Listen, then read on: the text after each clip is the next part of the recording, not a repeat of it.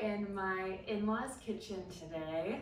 So this is a project that we did as an entire family over last winter in 2023 and it was just a total labor of love. We redid pretty much everything except for the wood cabinets, and this is a pretty open space, so we did the entryway, the dining room, and the kitchen. And this is a space that I got to design with my sister-in-law. She helped with this, Elizabeth, and we worked to make this kitchen be super functional for my in-laws, Becky and Jim, and also really beautiful. We were going for that English cottage style vibe because that's exactly what my mother-in-law loves. I also love it, so it was a really good fit. And I'm gonna take you through some of the design choices that we made through this, and I'll show you some of the products that we picked and kind of just everything that you need to know about this project. So first of all, I'll talk about the before.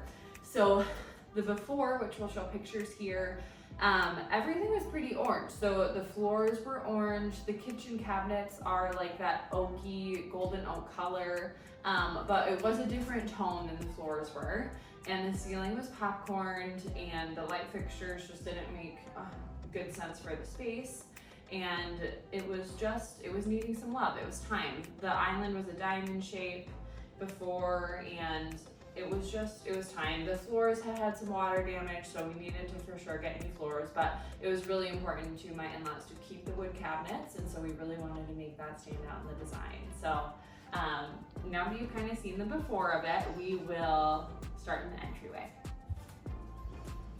Okay, so this is the entryway. It's just this cute little entryway right when you come in the inside. This is the garage, and then just an entryway closet. And here we painted all the doors white to match all of the walls and the ceiling and all of the trim as well. It's this really nice creamy white. It's called Schoolhouse White by Farrow and Ball, and I loved how it turned out. We also went with a William Morris inspired print. This is Strawberry Thieves wallpaper, so you can literally see the birds are stealing those strawberries, and there's just so much charm for that. This is a peel and stick wallpaper, and my mother-in-law Becky did the install, and she did such a good job. It just looks so nice, and I love all of the colors in this wallpaper, and this wallpaper really ties into all of the other color selections that we picked in this space. So yeah, this is the entryway. One of the things too that I really wanted to keep that I think we were a little unsure of is this wood slat wall. It's just a partial wood slat wall, and this is a 50s built home, so this is one of those like original 50s things that I just thought was cute and a definite keep, especially since it matched the cabinets and everything too. So really love how the entryway turned out, and I think it leads you really well nicely into the dining room. Nico is here today too, so she is assisting. She kind of goes everywhere with us, but she likes to just hang out. So this is the dining room, and you can see the kitchen behind me. One of the big moves that we did in the entire space was taking off the popcorn ceiling. I think we have some video of that, so we'll pop that in there. But it was a bit of a messy project, but really it went by so fast. We scraped it, and then Jim went ahead and painted it, and it just really made such a big difference in the space because it gets so much natural light. You would really catch all the popcorn texture before, so having that smoothed out made a big difference. And for the dining room itself, this dining set was a wedding gift to my in-laws, and so they've had it for a long time, and it was really important to keep it. And because it's well loved, it's a really loved piece of furniture. We did end up getting a couple captain's chairs for this, but one of the fun things that we did was getting these gingham seat cushions. She really wanted to have seat cushions, and I just think that this green is so nice, and the gingham just ties in really well with the rest of the selections in this space. And we also switched out the light fixture for something a little more English, but also something round and something that's really kind of delicate. Before, the light fixture was really wide, and it was really taking up a lot of visual space. So this is just something that's a lot lighter. It just creates a better mood, and it's round, which I always like for having an oval or round table, having a round light fixture. So yeah, and then so you can already see one of the big moves that we did in this kitchen was the brick.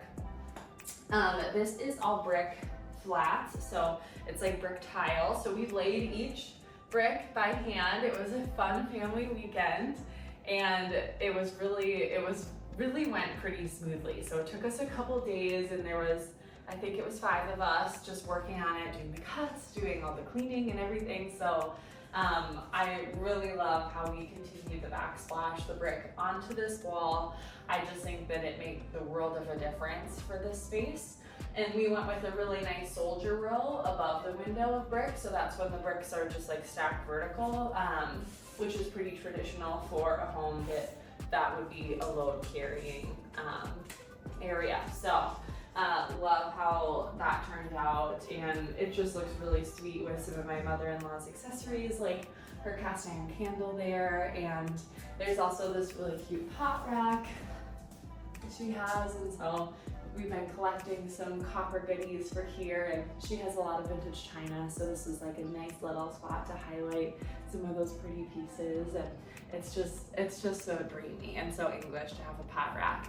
It's a little different to not have it in the kitchen, but I think that this is a really nice focal point, and these aren't dishes that get used all the time, so it's nice to just have them here and appreciate their beauty instead of them being in a cabinet. So that is the dining room. Also, we do have a little seating nook. Becky loves to cook. She's always in the kitchen cooking up things, and she's a really great cook, and Jim doesn't like to cook very much. So this is kind of Jim's spot in my mind. Was just a nice comfy chair to hang out in so they can be together while Becky's cooking.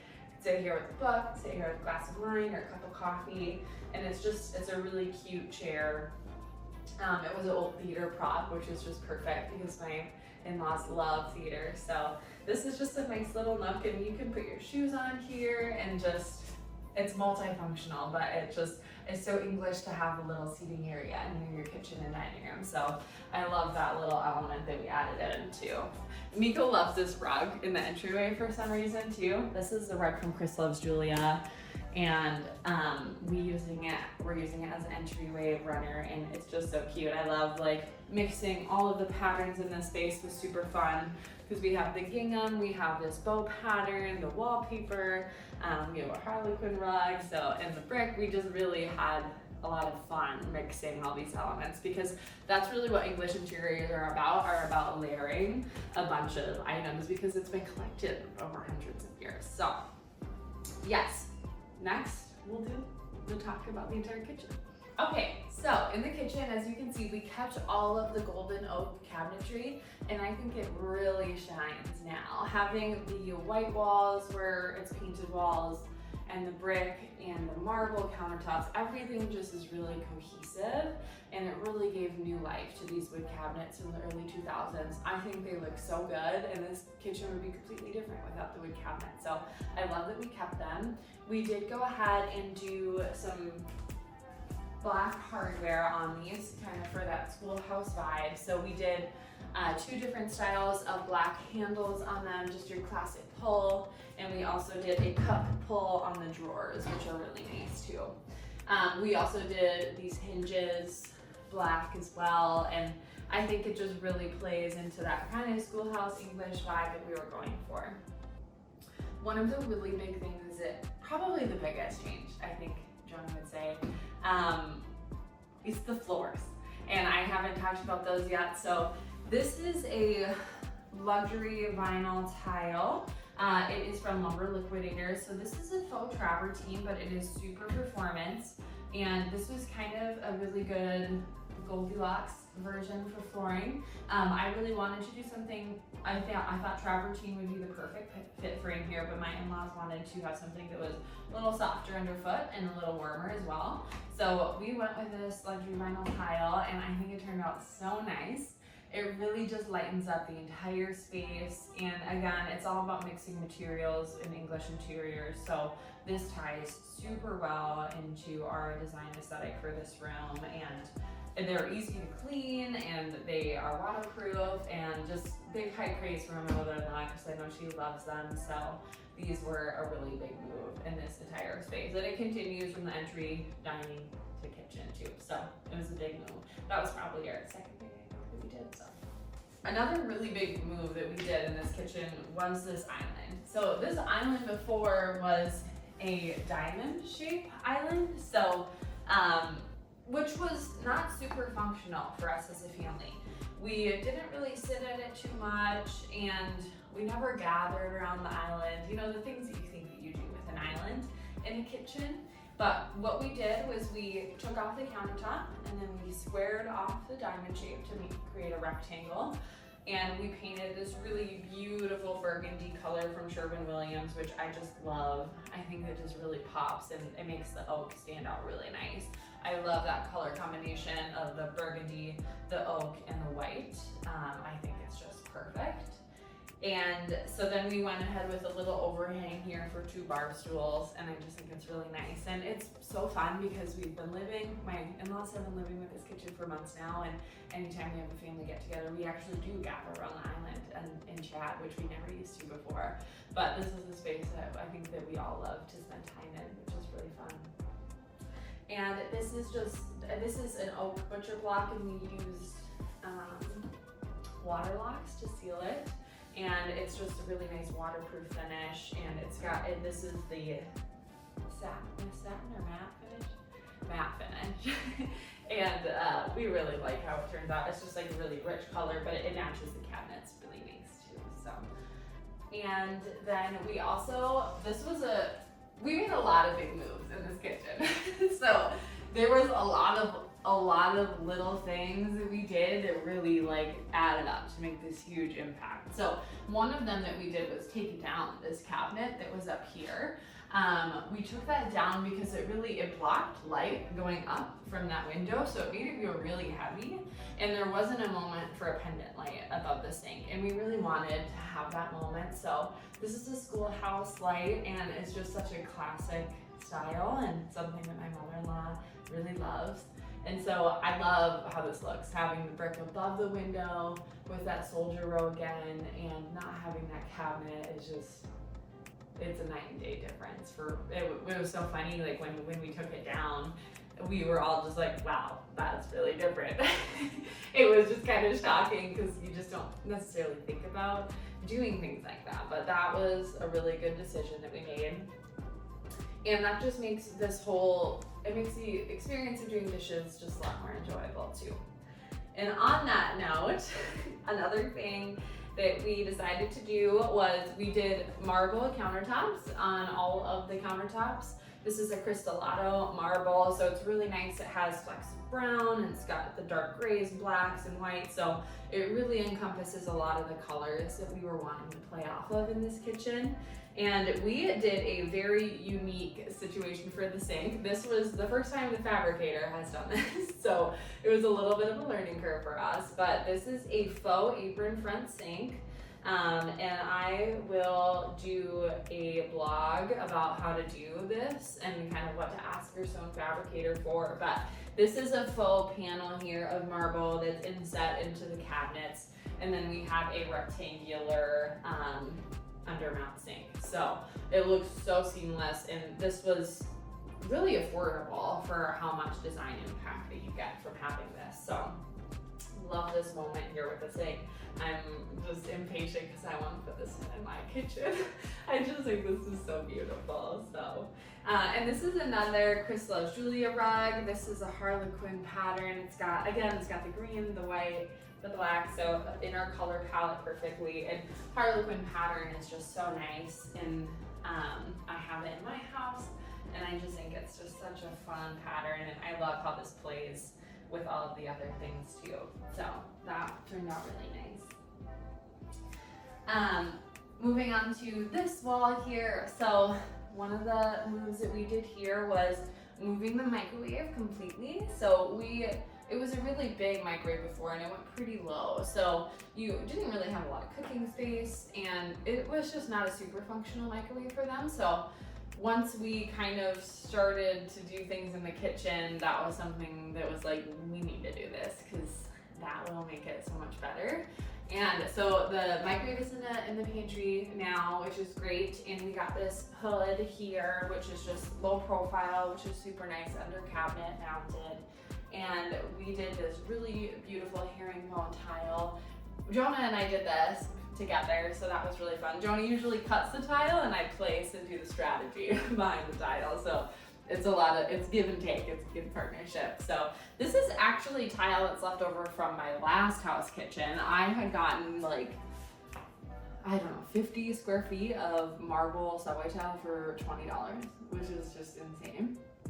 And so this was all leftover. So this was really a free item, other than our labor and buying like things like the adhesive and the grout. So we did a brick set, standard brick set, all of the brick, of course, because that's what makes it look original. But then I didn't want to do brick again here because that would just, it wouldn't be as cohesive. It wouldn't make the marble stand out as much, and that's kind of like I don't know, an easier way to do it. So what we did here was we did 2 vertical stripes of marble on either side, and we did the herringbone inset there. And I just think that it makes such a difference, and it really elongates the space. And this is now so much more functional for my mother-in-law too, because you have so much more, I mean, she got so much more prep space too. It doesn't just feel like you're just like reaching in to be cooking. So this was a really nice switch here, and I'm happy with how it turned out. And I really like how the honed marble is with the polished marble and the brick. I think that all of those textures are together. It turned out really nicely. I think that one thing in this kitchen that's interesting is, I think on paper all of these things probably seem like it was too much going on, but as you can see, it's a really cohesive kitchen, and we really stuck to similar tones throughout the space. So even though we have a lot of different textures, it all feels really cohesive, and it does feel like an English kitchen, which is exactly what we were going for. The last kind of zone is the little coffee nook, the coffee bar. So this is just cohesive with the rest of the kitchen. We have the brick backsplash, the marble here. We were going to be doing an appliance garage, but decided against it, and I'm happy we did, because this just makes it feel like it's more part of the kitchen than a separate space, which is what we were wanting. And I just think this is just such a nice little area to make your coffee in the morning, which we did this morning. So yeah, but I love how everything turned out in this kitchen, and I know my in-laws do too. And it really was a labor of love. We were here a lot on the weekends or weeknights, just popping up for things, because like we did a lot of the work. The only things that weren't done by the family were the floor install, that was done by lumber liquidators, and the countertop install was done by our stone fabricator. So and there was some electrical moved by an electrician. But otherwise, we did it all. So it was a lot, and I'm so happy that we did it, and we were able to help Jonah's family with this, because it's such a beautiful space for us all to gather in, and I know that it's going to be a place that we love to be together for years to come, and it's just wonderful. So I will link below some of the sources that I talked about here, and if you have any questions about particular sources that I don't list, comment, ask me some questions. But I really hope that you love this space. I'm so happy with how it turned out, and I'm excited for the next one. I know that we are currently eyeing up a bathroom renovation coming up. I'm also working on a loft for someone in the North Loop here in Minneapolis. So we've got a lot more design projects like this going too. And although we are DIYing a decent amount of it, I think that we're getting really high design, which is really wonderful too, on a budget, which is all, I mean, that's all anyone really wants, is to get something beautiful and to not have to spend an arm and a leg to get it. So thank you for watching, and make sure to hit like and subscribe if you enjoyed this video, and I'll see you on the next one.